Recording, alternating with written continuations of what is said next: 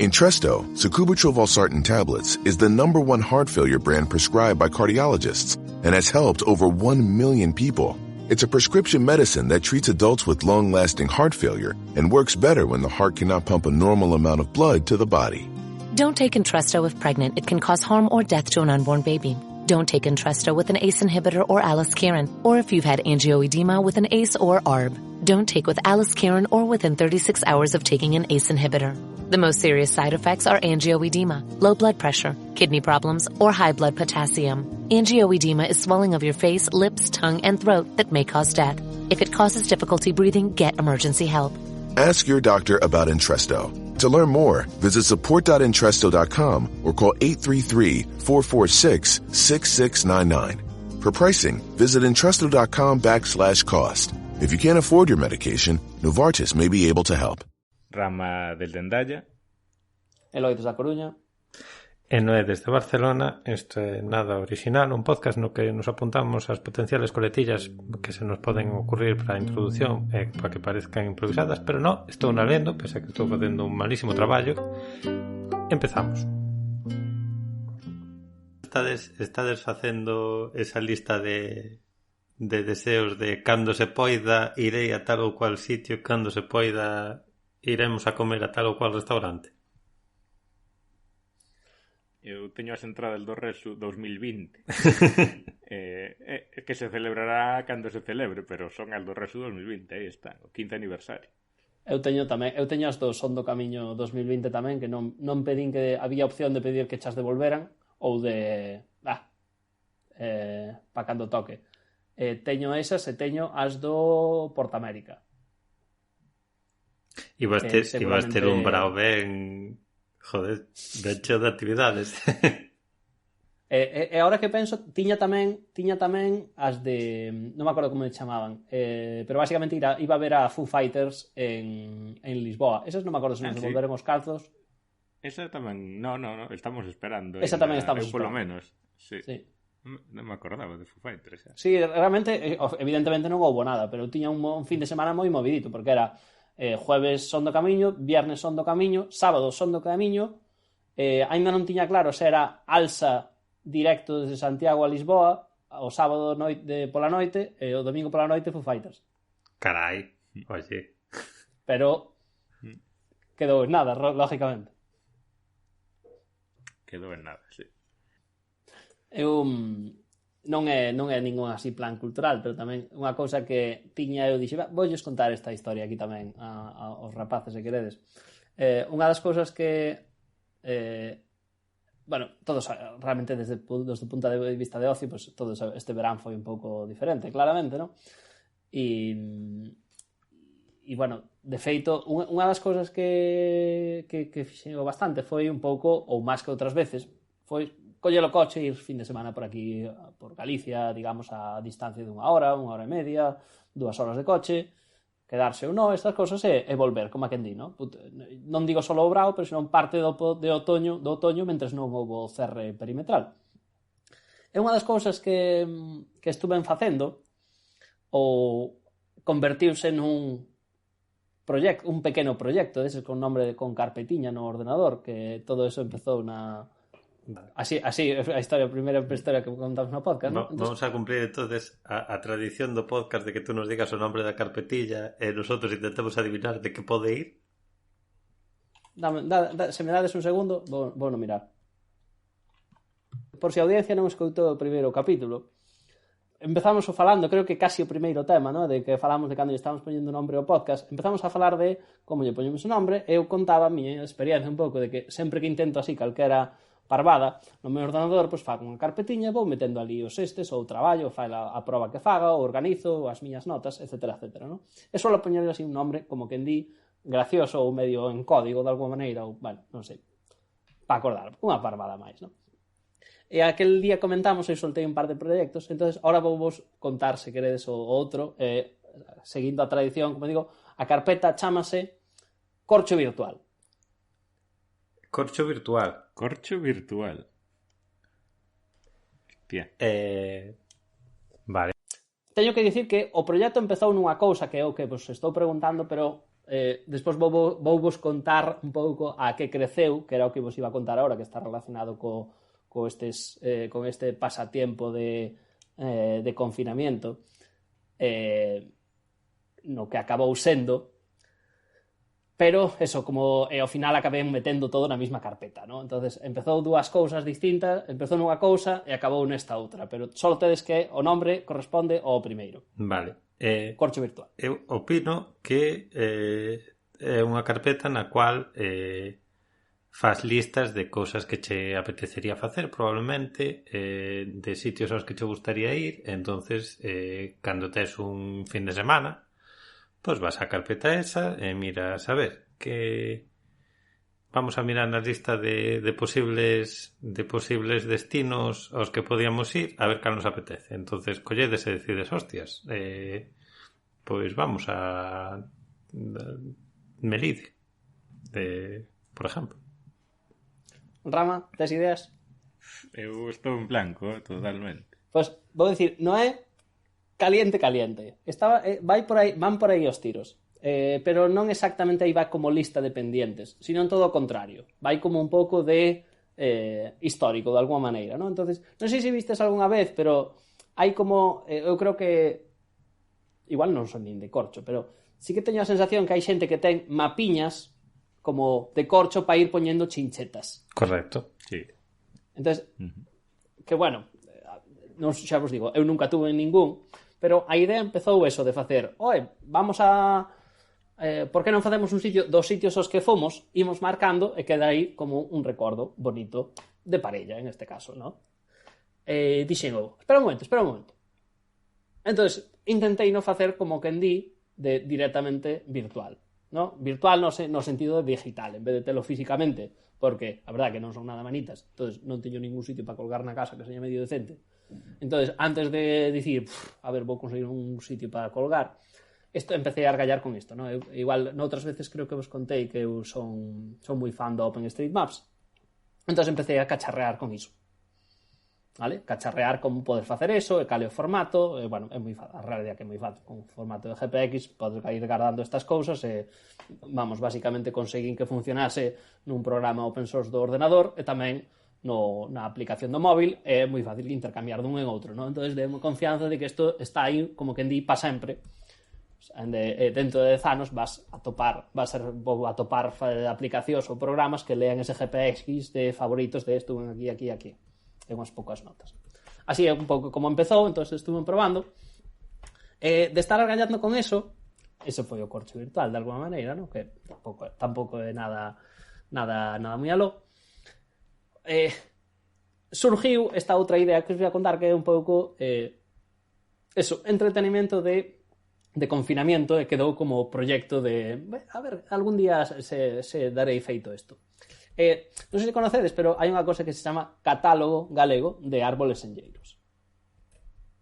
Non sei se conocedes. Non. Pero basicamente é como, é un catálogo, é un PDF que está na página da Consellería de Medio Rural, seguramente, ou non sei de calé, ¿no? Basicamente hai este espécimen ou este exemplar de árbol en tal sitio que ten 200 anos, este concello, unha plaza, ou tense este sábese que estaba ali cando se facía o mercado do pueblo, que se sabe que se facía na Edad Media, ou isto que o trouxeron o eucalipto máis grande de España, ou estas cosas, ¿no? Entonces, basicamente hai ese catálogo, ¿no? O abuelo de Chavín. Como eso, o de Chavín, por exemplo, ¿no? Entonces, a primeira vez que, non me acordo como caín nel, pero fun á web e vin un PDF moi incómodo das listas de tal, ¿no? Pero, se buceas un pouco máis na página, acabei con un fichero XML que fun capaz de transformar en GPS e acabou metido na mesma aplicación do Street Maps, do Street Maps, do OpenStreetMaps, na que tiña xa o corcho virtual. Entón, ahora mismo, cando abro o meu móvil, hai unha lista de os árboles como se foran pequenos Pokémon que hai que atrapar. Digamos, pois, como que di, pois teño toda a vida para atrapalos, como que di, ¿no? Porque seguramente vai a morrer eu antes que eles. Entón, basicamente, durante todos eses fines de semana que íbamos a facer, pois, se había algún cerca, pois iba ali a atrapalo como se fose Pokémon Go. Pero a realidade é que quedou así como dicir, pois mira, pois teño moito tempo, haiche moitos, xa haberá un pouco tempo, ¿no? Está aí permanentemente, se abre a aplicación, hai os que están cerca, os que están lonxe, según este cerca. O malo despois foi que cortaron o meu entretenimiento porque cortaron o cierre, puxeron o cierre perimetral na Coruña. Se estás falando de árboles, deixa de decir cortaron. Sí. Sí, a verdad que talaron as miñas as esperanzas. Directamente, ¿no? Sí. E podaronche as ganas de ir ver árboles, sí. Na Coruña, basicamente, realmente, na zona na que estou agora, pois hai moi pouquiños. E vense, como os que están na Coruña, pois vense no centro nun momento, realmente. E entonces non hai moito entretenimiento. Pero bueno, e nada, ese foi o conto. Además, aí houve outra cousa que me quitou un pouco a ilusión. A ilusión non, pero fíxome darme conta de que era un pouco máis difícil do que eu pensaba, porque un dos que están aquí na zona da Coruña, pois claro, eu tiña aí vexo no mapa, e dixo, pois bueno, pois vou ali co coche. Pero claro, cando cheguei, deime conta de que un deles está dentro do Pazo de Vilaboa, que é un sitio que non está aberto ao público. E dixen, ai carallo, isto vai pasar con moitos, que estén dentro de pazos, non vai ser unha cousa tan fácil non é como simplemente chegar ali, non? Hai que chegar ali no momento correcto, ou teñenche que invitar a unha boda para poder ver o árbol. O cal, entonces, fai que seña un pouco un proxecto un pouco máis complicado.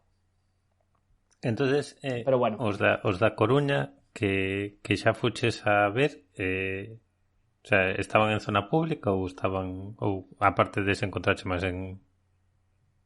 Mira, dígovos, realmente hai como dous catálogos, porque hai un de ejemplares de árboles e outro de formacións, ¿no? Entón, como grupos de árboles, ainda que individualmente ningún deles seña senlleiro. Eloi, mentras falabas antes, escoitaste de me teclear, eu xa teño o PDF diante, porque me entrou a curiosidade. Que déixame que repase. No centro urbano da Coruña hai na oficina da policía, que está aí entre a zona de Bella, Monte Alto. Está dentro. Da policía está Monte Alto. A policía non está ao lado dos cantos. Policía local. Sí, a policía está nos cantóns. Vale, sí, xa sei onde é, estas cousas. Pero logo, ali ao lado da rúa Orillamar, pois hai, oficialmente non sei cal é o nome, a xefatura da Policía Local da Coruña. Ali dentro, pois hai un Metrosideros Excelsa, que está ali dentro. Vese desde fora. Pero claro, ese exemplo tamén hai noutros sitios que, pois, típicamente, pois, serán árboles altos, estas cousas, ou grandes, que se veñan desde fora do recinto. Pero, por exemplo, o do Pazo de Vilaboa eu non o consegui identificar. Tampouco é que eu seña botánico ni nada disso. Sabes? Non distingo eu todo...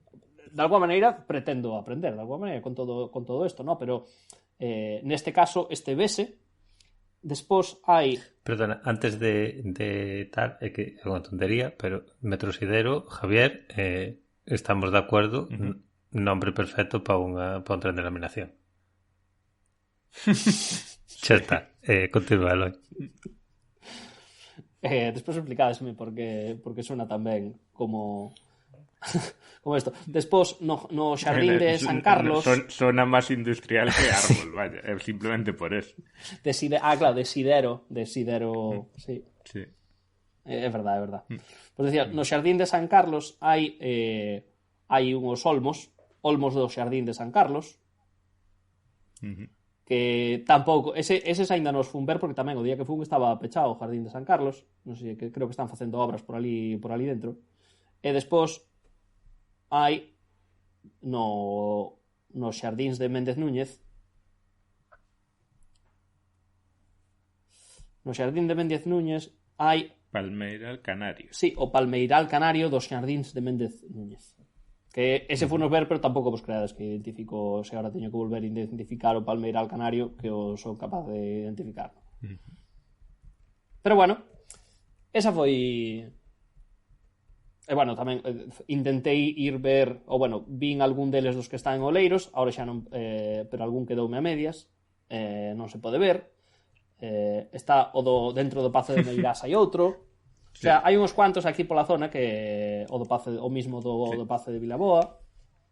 Hai uns cuantos por aquí que están accesibles, pero non hai tantos. Estou me rindo porque bueno, teño o PDF diante, ou como non, localismo absoluto, o primeiro que fixen foi ver que ales hai en Foz.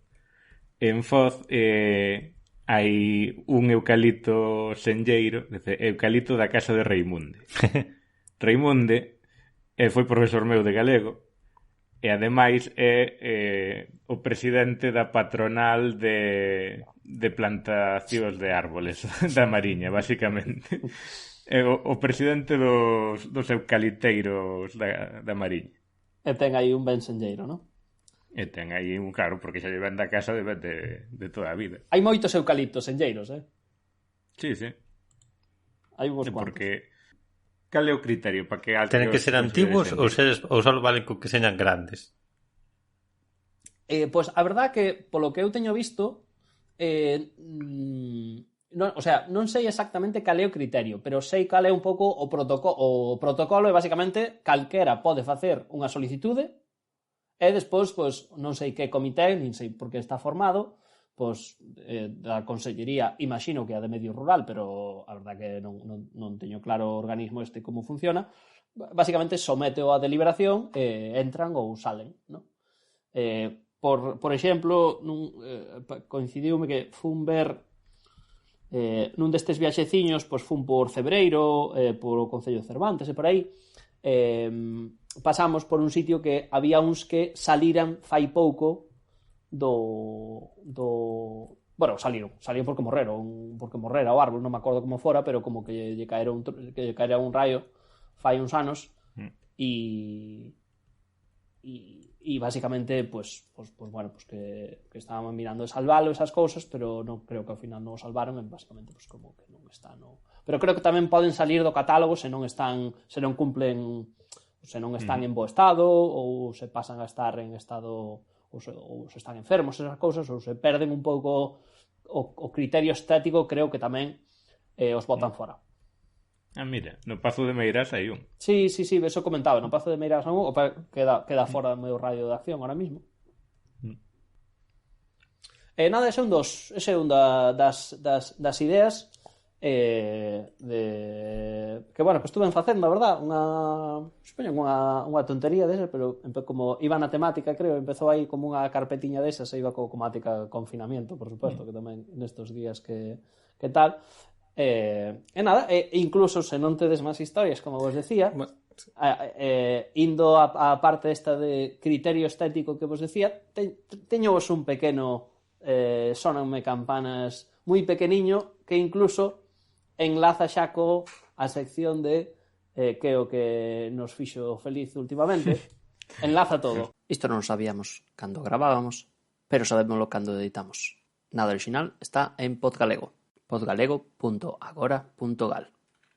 Indo a parte de as cousas que nos puxeron contentos últimamente, non? Pois houbo un pouco de casualidade, non? Pero acabei vendo últimamente isto que lle chaman biopics. Que non sei exactamente moi ben cal é a definición, pero son como películas pseudodocumentales que están centradas un pouco na biografía dunha persona. Que é biographical picture. Sí, literalmente. Entonces, co tema un pouco de que eso de mezclan un pouco a ficción coa realidade, non tómanse un pouco licencias, dá a sensación de que o público nunca queda contento de todo polas licencias que se toman, non? Sí. É un género un pouco dado moito para a polémica, non? Non sei que opinades. Sí. Despois, pues mira, esta semana no podcast este de The Guardian de polas mañás que escoito, falaron sobre, bueno, entrevistaron a unha biógrafa de Lady Di, porque están salindo agora na serie esta de Netflix de The Queen, The Crown, sí. Perdón. Sí. Pues está salindo a época de Lady Di e de Margaret Thatcher, que Thatcher Joder, a actriz Gillian Gillian Anderson. Anderson fai de Margaret Thatcher. Sí.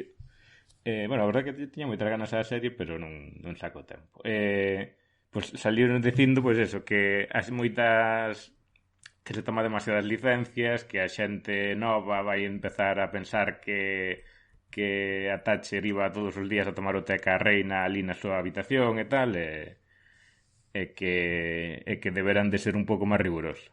Basicamente foi unha persona queixándose todo o capítulo. É que eu non vin aínda The Crown, non? Nin vin un capítulo, pero sí que é verdad que levo unhas semanas, xa sabedes tamén que unha das cousas que pasa o tempo é mirando os trending topics da Wikipedia. Levo unhas semanas sabendo subidas de...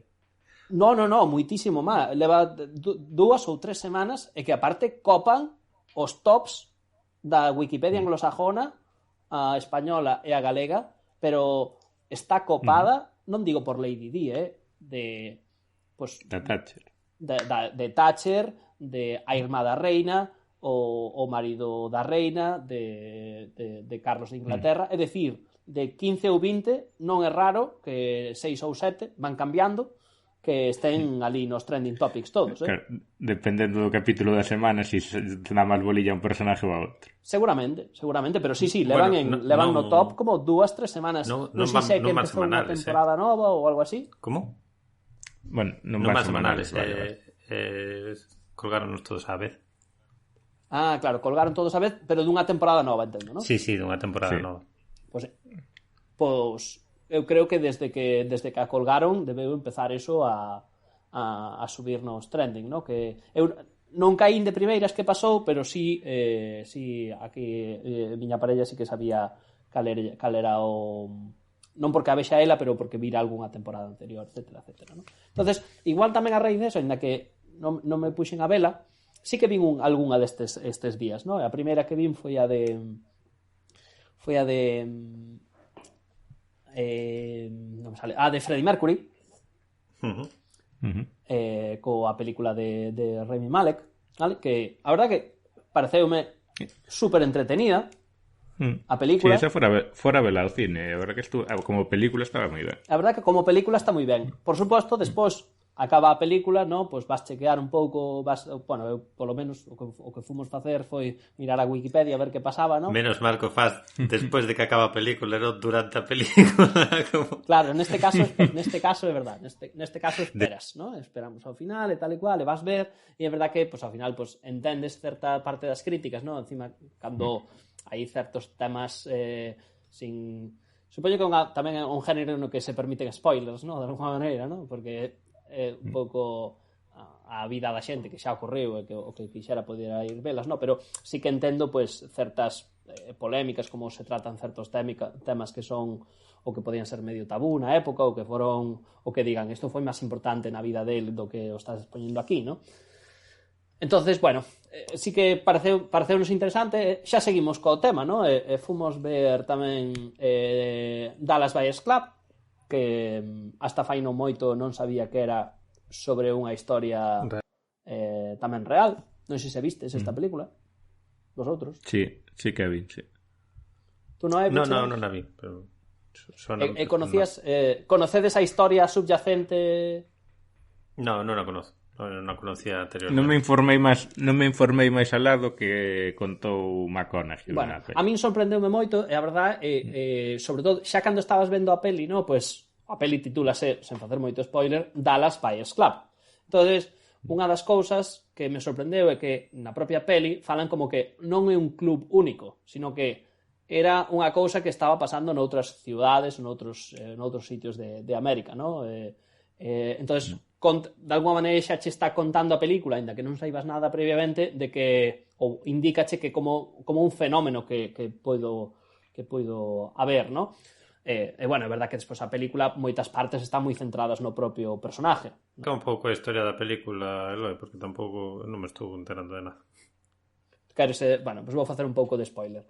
A película está basada pois na vida un pouco deste personaje, creo que se chama Ron Woodruff ou algo así, que é unha persona de Dallas ou de Texas, que queda claramente que é o estado de Texas, e o home diagnosticanlle que tengo, bueno, diagnostícalo como seropositivo nos anos 80 ou por aí, e danlle 30 días de vida. O home, pois, reacciona como reacciona, pasa por distintas fases de alguma maneira, pero todo eso é nunha época no que empezaban a verse os primeiros tratamentos experimentales, ¿no? En concreto, a película centrase nunha que estaba en estudio aquel momento que chaman o AZT. O home non lle senta ben e tal e cual, empeza a facer un pouco a guerra pola súa conta, entonces empeza a conseguir un pouco outros tratamentos experimentales, outras drogas de maneira ilegal ou alegal, vale? Entonces ese é un pouco o primeiro empeza para él, pero logo fai como un club, que é o Dallas Buyers Club, vale? E, como vos dicía antes, pois conta ou menciónase, insinúase como non é o único club dese estilo, non é o único club dese estilo donde a xente pois conseguía de maneira medio legal ou alegal ou ilegal totalmente, xa non sei os detalles, esas drogas ou experimentales ou tratamientos, etc. Vale? Comentan todo un pouco na época como a Food and Drug Administration, a agencia esta, a FDA, como FDA, pois como de alguma maneira pois é quen ten que autorizar os tratamentos, como certos cambios de legislación que afectaban pois o funcionamento destes clubs, como a policía, bueno, neste caso a policía tampouco ten un papel moi grande nesta película, pero ves un pouco como interactúa con el, todo eso, ¿no? Unha vez máis, pois, bueno, tamén acaba a película dá moito esta película para ir mirar canto era de preciso ou canto non. Tamén me gustou moito, a verdad, creo que menos entretenida de alguma maneira, unha película con outro tono claramente tamén, por moito que además toque aínda que toque tamén un pouco os temas que lógicamente sabemos que están na vida de Freddie Mercury, o tono é un pouco distinto, non? Pero bueno, tamén é moi ben, en calquer caso tamén super ben actuada tamén por os actores, vamos, sin ser eu experto de nada, pois creeste todo en general de Matthew McConaughey e de Jared Leto tamén, que tamén vos teño que dicir, tamén pasei un cacho mirando a vida de Jared Leto, porque a verdade que o home é unha persona ben curiosa e aparte o cabrón mantense joven como se tuvese 20 anos o home. E ten unha secta, non? Agora, últimamente. Esa non a sabía. Eu o que sei de él, que non é gran cousa, que cada vez que se lle ve unha foto que se lle fai viral unha foto en Twitter ou algo polo estilo, está él cunha túnica disfrazado esencialmente de Jesucristo guapo, porque guapo sí. Rodeado de acólitos vestidos todos de blanco. Non sei se hai algún tipo de secta irónica posmo barra coro como a Polyphonic Spree, pero ten unha pinta de seta que non pode con ela. Non sei moi ben de que vai, organiza campamentos de verano ou algo así. Cheguei a que o home, a verdade que métese moito nos seus papeles para preparar o papel, deixa como toda a vida de lado, mentras fai isto. Que pues, además é músico, é artista de distintos tipos, esas cousas, e en general pues, o home actúa ben, ¿no? Además de ser guapo, como se suele decir. Entonces tamén pasamos un cacho ali mirando na Wikipedia despois a súa vida.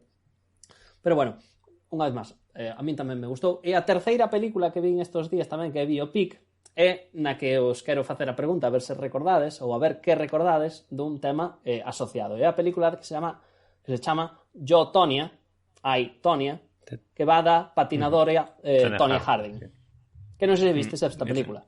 Esa non a vi, pero conozco máis a historia que a de Dallas Buyers Club. Conocedes a historia. E así, a pregunta que vos fago é: eu non conocía de nada a historia, pero, lógicamente, a pouco que ves a película, a min ao que me recordou a un episodio de Radiolab que non sei se recordades. Correcto, sobre a patinadora que facía volteretas e que era como moito máis gimnástica que bailarina, digamos, ou gimnasta que bailarina, e que lle daban puntuacións consistentemente inferiores ao o mérito deportivo, digamos, do que estaban facendo, porque non cumplía os cánones do deporte, non? Sí. Non Cando, me acordo realmente era de nada. Pero... era unha crítica de que os méritos deportivos vamos, que ao ser un deporte no que interveñen os jueces é moito pois, os criterio artístico de cada un pois, que lle estaban vamos, ela era un portento físico comparada coa que as demais podía facer un salto que as demais non podían facer e ese salto estaba prohibido porque decían que era demasiado peligroso para facelo nos Juegos Olímpicos ou unha cousa así. Estou confundido ou tamén había unha historia de que era negra e gran parte do capítulo decían que era racismo institucionalizado, digamos, é dicir, non cumple os cánones de belleza porque o canon de belleza que te imaginas de unha patinadora é blanca, delgada, etcétera, etcétera, e esta é unha muller negra atlética é da raza equivocada. Sí, non te olvidas para nada e mencionase directamente o racismo como un tema posible debátese canto hai de racismo neste tema, ¿no? A verdade que acordádesvos moi ben. Eu volvín a escoitar despois de ver a película, volvín a escoitar o episodio e unha vez máis ler os artículos da Wikipedia. Eu cando escoitei o episodio non vira a película e nin conocía a Tonya Harding. O episodio é do ano 2016 e a película creo que é do 2018 e o que non recordaba entonces lógicamente non recordaba para nada que no episodio xa se menciona tamén o caso de Tonya Harding. Non se menciona a Tonya Harding, sino que pregúntanlle a Tonya Harding que opina de Surya Bonaly, pero mencionan como, claro, imagino despois de ver a película que todo o mundo conoce a Tonya Harding en Estados Unidos. Sí, eu creo que o caso é ese... Eu creo que desde o caso xa se fixo unha celebrity. Claro, sí. Non só o rei da película. En Estados Unidos era moi recordado. Hai moitas referencias. E unha cousa que non me deu tempo a ver é que tamén é que hai un episodio de Seinfeld no que fan unha referencia ao incidente que fixo famoso a Tonya Harding, vale, que unha vez máis, non sei se vale a pena facer o spoiler ou non, ou se o sabedes. Supoño que merece a pena que o comentes, pero digo que o faigas tú porque eu teño referencias de pasada, tampouco sei exactamente. Conto un pouco como se conta na película, ¿no? A película, pues, é unha vez máis, é un biopic de Tonya Harding. Tonya Harding, pues, é unha patinadora que na línea do que como ben contastes sufriu Surya Bonaly, pois desde pequena pois non foi unha patinadora a que os jueces apreciasen moito, vale? Porque pois non cumplía certos cánones de delicadeza ou de estética. Neste caso porque era unha redneck. Neste caso porque era unha redneck, que non sei moi ben como definilo, pero bueno, digamos era pois de non sei como dicilo, pero non cumplía ese criterio de levar vestidos marcados. Básicamente. Sí. Exacto. O de América do Sur, a propia nena contan a historia de cando era pequena de que dicían que non levas un abrigo bonito de piel cando vas a entrar ao esto, ¿no? Esto falamos de competicións infantiles que dicían isto, e a nena o que vai cazar coellos co seu pai, ela mesma coa escopeta con 7 anos ou os que tuvera naquel momento, e fai a chaqueta coas pieles de coello que despellejan ali entre seu pai e ela, ¿no? Entonces eso, digamos, eso non entraba un pouco no canon, ¿no? Entonces era tal cual, tal como bien, era tal cual a historia de Surya Bonaly, pero con, digamos, o motivo de non encaixar era distinto, basicamente, ¿no? Entonces era un pouco a historia. Ela fíxose famosa sobre todo porque despois, cando está digamos, no ano 94, nos Juegos Olímpicos de Lillehammer, que bueno, Xogos Olímpicos de Inverno, además coincide que foron os primeiros que se fixeron con 2 anos de diferencia respecto aos anteriores para non coincidir cos de verán. Anda. ¿Vale? Entonces, como que ela non lle foi ben nos de 92, entonces xa como que, bueno, na película contan un pouco como que xa contaba deixalo, pero surgillo esta oportunidade. Mira, tes esta ventana de oportunidade porque este ano vanse a facer no 94. Bueno, a cuestión é que no 94 unha das competidoras americanas, Nancy Kerrigan, resulta que agrédena nunha rodilla e resulta que o marido de Tonya Harding estaba involucrado. Vale? Todo o tema de como está involucrado, deixámoslo para que vexades a película, porque realmente é increíble o lamentable do asunto, é o que sorprende. A película non me gustou tanto, pero realmente consta unha historia que é de decir, non me podo creer que a realidade se pareza a algo desto. Pero nos créditos despois hai declaracións e é verdad que a pinta é que é tal, bueno, a pinta é que é tal cual. Pero ese foi o incidente no que se fixo famosa, ¿no? Porque ela, de feito, pues, ao final o marido foi á cárcel, outros involucrados foron á cárcel e ela, pues, acabaron baneando do patinaje profesional. Vale. Tenemos que poñer alguna notiña de spoiler alert ou no esto. É o que dicías tú, si está basado en hechos reales, basado en feitos reales de fai 26 anos, eu creo que xa estará spoileado, non? Eu tamén o penso, é verdad. Pero además o de, a ver, non te quería interrumpir antes, Eloi, pero o de que falaches de Surya Bonalí polo capítulo de Radiolab, esta tamén saliu a historia nunhos documentales sobre deporte que foi unha das cousas que me fixeron feliz nunha grabación pois de 2000 dai un ano e pico, que era un documental de puxémolo de ver algún capítulo en concreto que non me fixeste ni puto caso. Eu non che fixen. Pero eran interesantes. O de a serie chamábase Losers. Sí. Había algún capítulo moi interesante. E un deles era o caso de Surya Bonalí. De feito, eso hoxe agora, xusto antes do podcast, quería volver a ver o backflip que fai Surya Bonalí, ou que agora le chaman o Bonalí, no? Que puxeron o nombre o salto no seu honor. E funo ver, de feito sale un clip que pon Netflix Losers. Eu xa ni me acordaba del, pero teño que dicir que igual cando me recomendaches aínda non tiña Netflix, así que vou esperar que seña un atenuante de Rama e que non me tellas en conta. Non, nin moito menos. Pero bueno, xa vos digo, a intersección das dúas historias xa non é solo eso, porque digamos, eso foi no ano 94, que ao final quedou de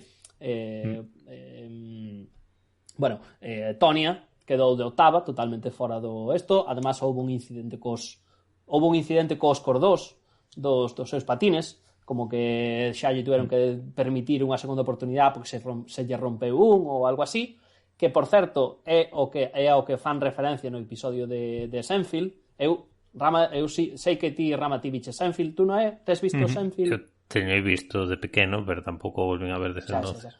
Eu diría, Rama, que ti e Maseu seguramente vimos ese capítulo, pero non nos demos conta da referencia.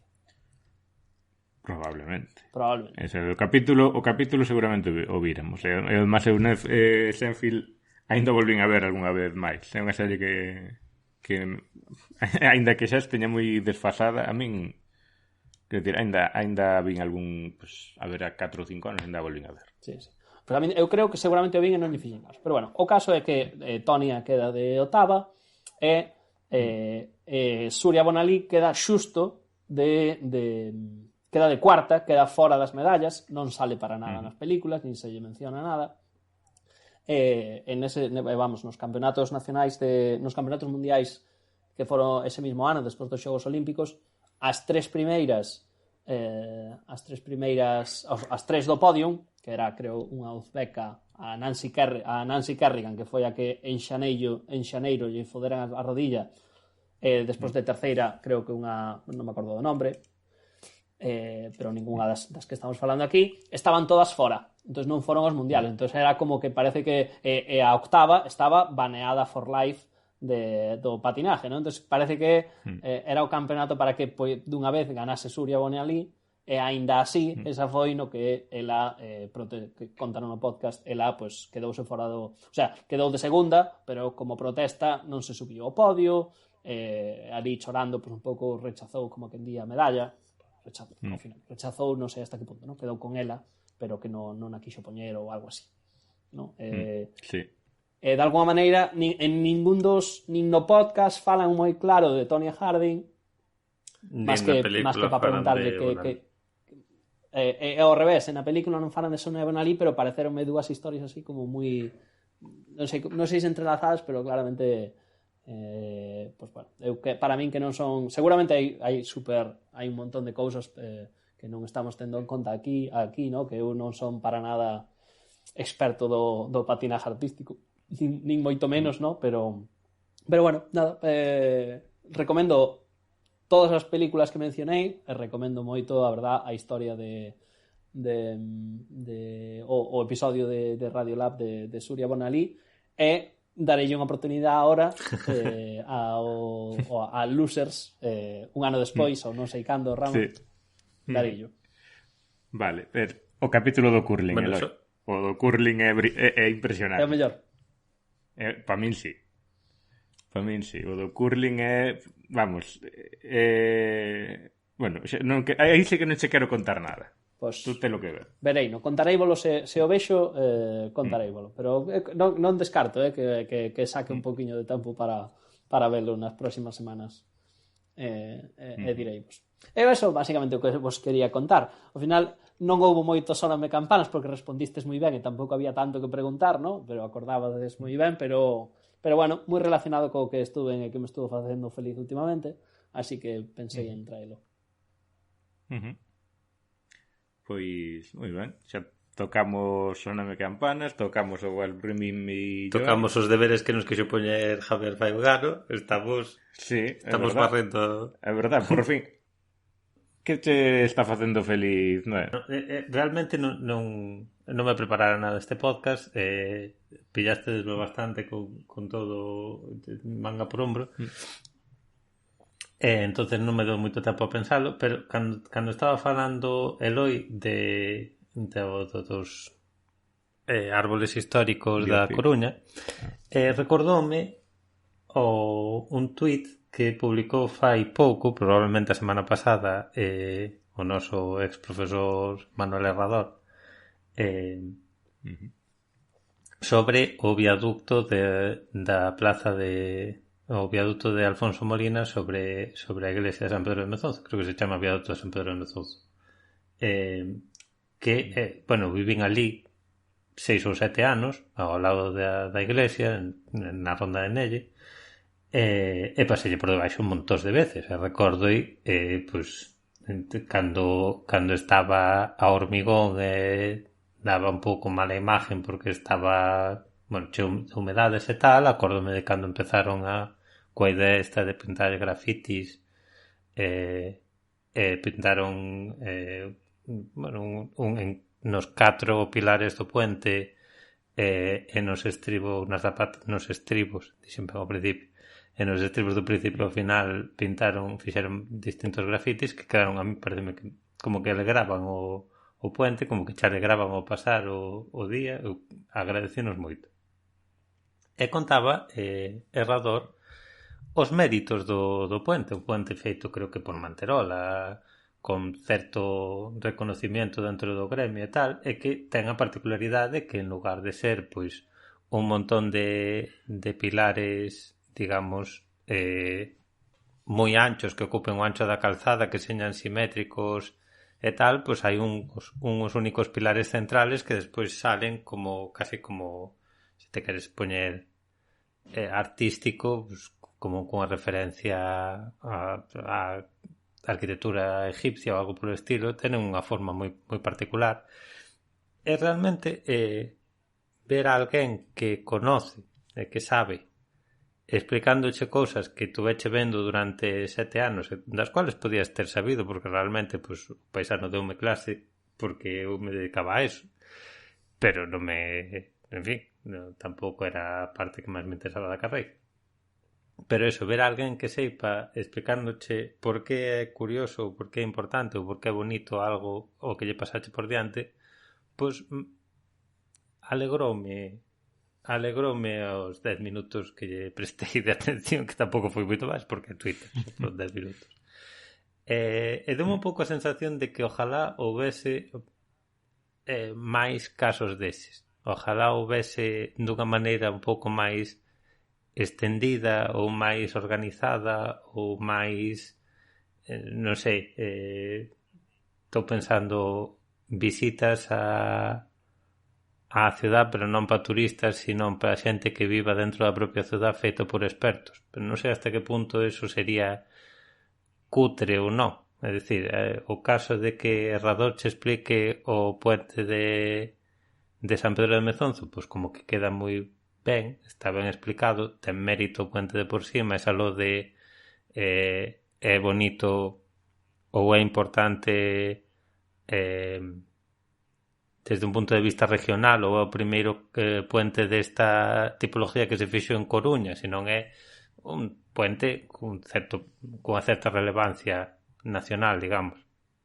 Pregúntome cantos máis haberá así.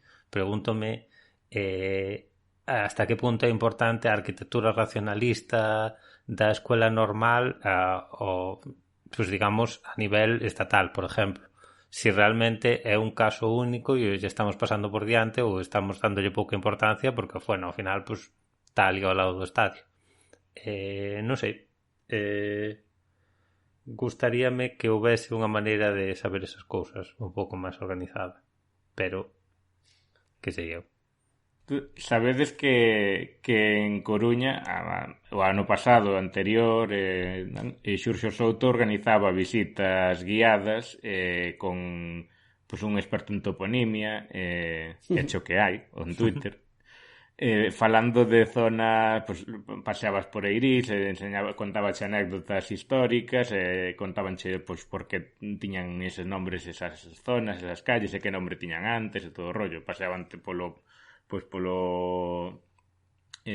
Marina e por os cantós e tal pues contabanche a historia do Banco Pastor e todo o rollo eso sí que o fan, é dicir, ao mellor non son tan específicos nun tema como era o que decía Noé, pero eso sí que ten tirón a población, eso está orientado a xente coruñesa.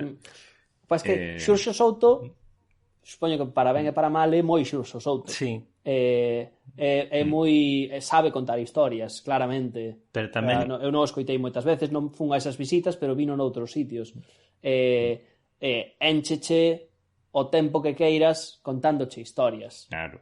Pero ese é o problema que Herrador debaixo do viaducto de San Pedro de Mezonzo o fío de Twitter contache en 10 minutos. Claro. E o resto do tempo que faz? Claro, pero nin en 10 minutos. A historia sería que Xurxo Souto falase con Herrador e que lle preguntase a ver cales son os viaductos de San Pedro de Mezonzo, cales son os outros viaductos de San Pedro de Mezonzo da Coruña.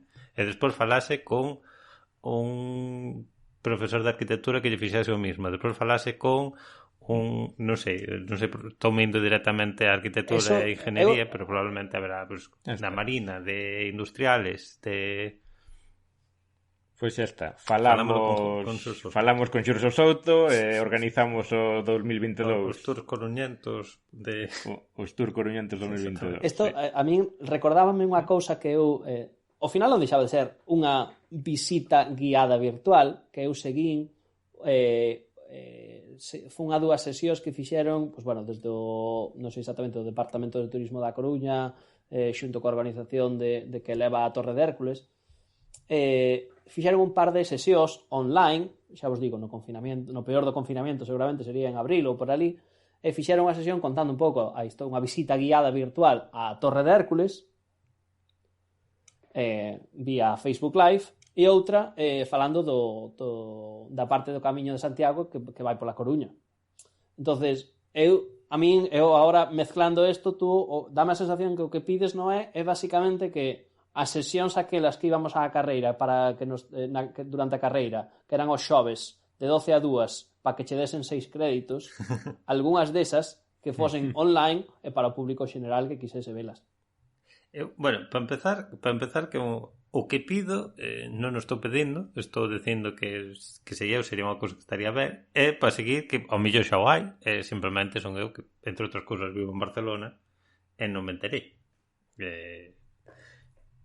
Entonces non é unha petición de o ayuntamiento debería estar facendo isto, pero igual xa o están facendo. Terá unha consellería de turismo que se dedicara entre outras cousas a cousas similares a ese.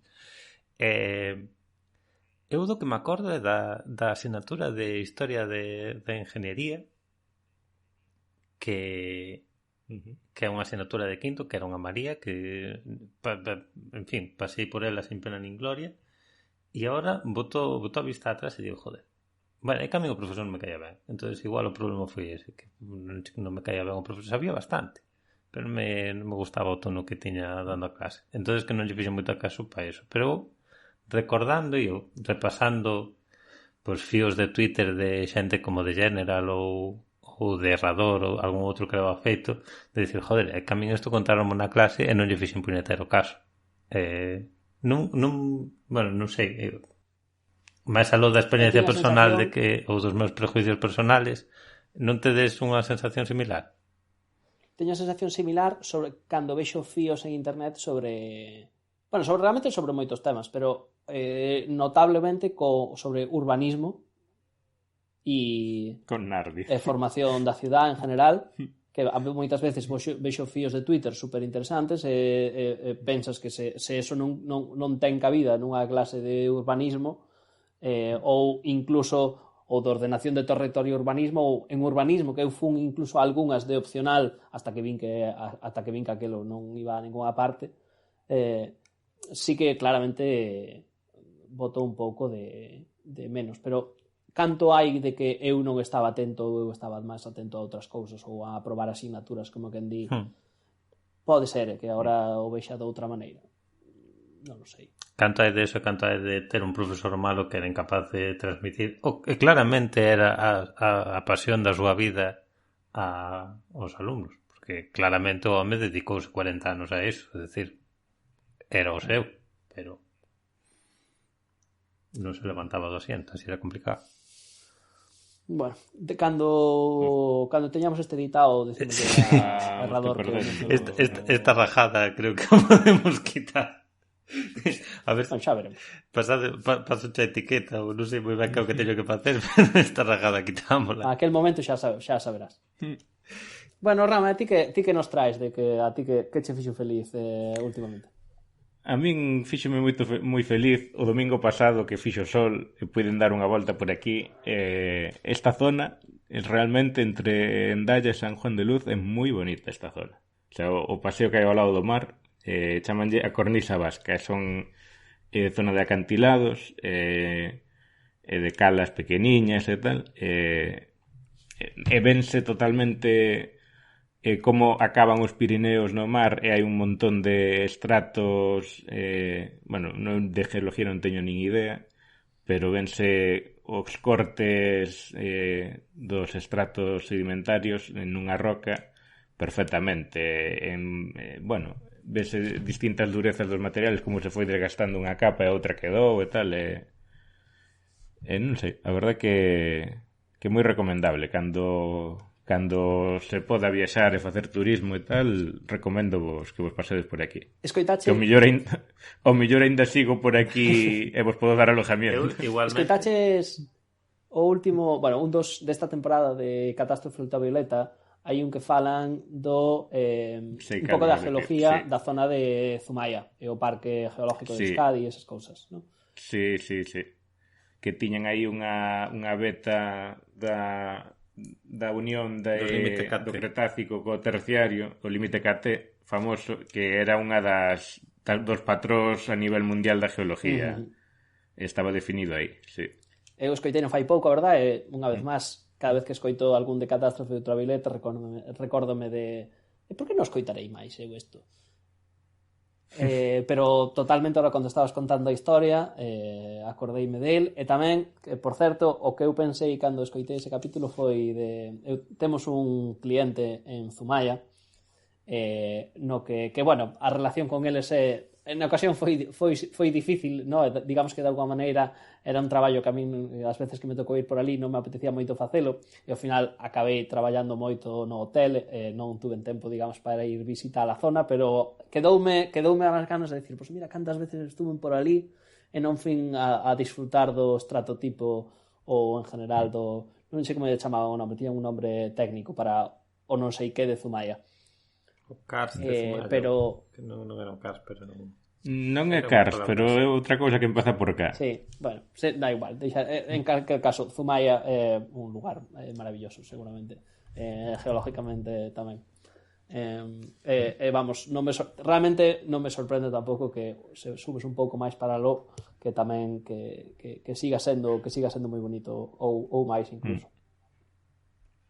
O propio San Juan de Luz non lle ten nada que envidiar a Biarritz, o máis ben ao contrario, é máis pequeno, ten máis encanto. É un pueblo que además así son todo casas vascas, unifamiliares ao lado do mar, ten unha baía impresionante, non realmente un sitio chulo, que dá pena que teñan os bares cerrados, a verdade.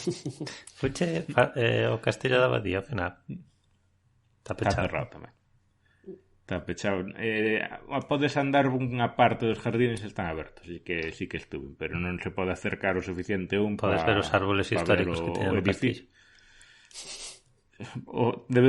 A sebe é histórica, porque non ves o castillo. O sea, o cierre da finca chega tan alto que non se ve.